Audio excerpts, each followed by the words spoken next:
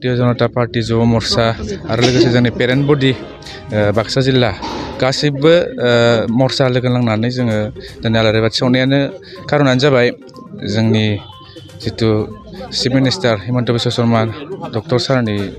53 birthday बे सानखौ माबानि गेजेरजों जोङो जोंनि सारनि सेस्थ खामना जितु देहा सानस्रि गासिबो लोगोसे जोंनि समाज आरो गासिबो हारिया जोंनि दा कर'ना कभिडनि जितु सिटुएसनाव गासिबो मोजाङै मोजां साइस्थ' मोजाङै थानो हायो बेजों लोगोसे जों दिनै जोंनि बरबरिनि दा बरबरि ओनसोलनि बाथौ माबायाव थानसालियाव जों दिनै युवा मोर्चा बाक्सा जिल्ला हिसाबै जों दिनै आलारि बाथि सावनाय जादों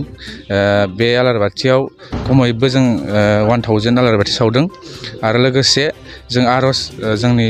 जितु ट्रेडिशनेल बर'नि जितु आर'ज मेथाइजों जोङो बिथांनि जोङो सोलेर आरो सानस्रिखौ गोलाव सम जेन जों मोनबावगोन आरो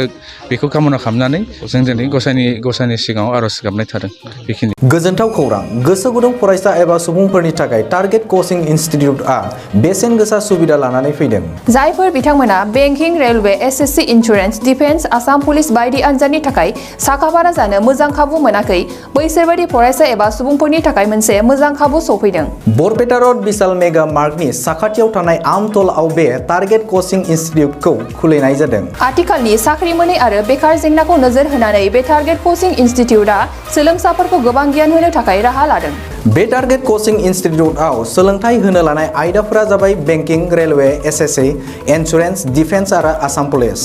जायफोर सोलोंनो गोसो गुदुं बिथांमोना टारगेट कचिं इनस्टिट्यूटआव मुं थिसननो एबा गोबां मिथिनो थाखाय 8134097059 एबा 8638961177 जानबुं नाम्बाराव जगाजग खालामनो हागोन।